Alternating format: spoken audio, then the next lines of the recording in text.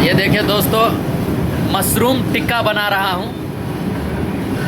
हाँ हाँ हाँ, क्या अच्छा लगता है ये खाने में। और नीचे देखिए आग कैसे जल रहा है, वाह। और ये है मास्टर जो मशरूम टिक्का बना रहा है।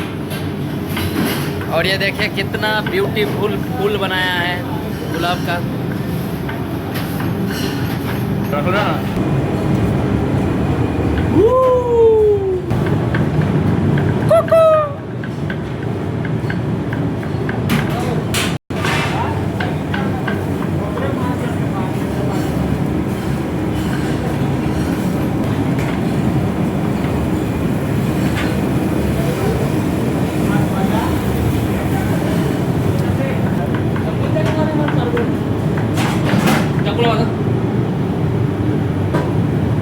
लाखों में हजारों।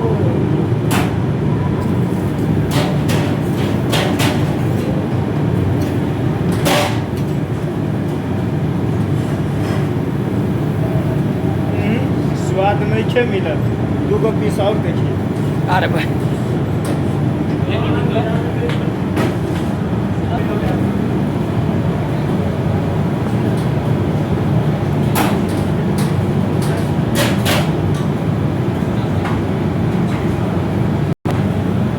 लो जी, तैयार है आपका मशरूम टिक्का।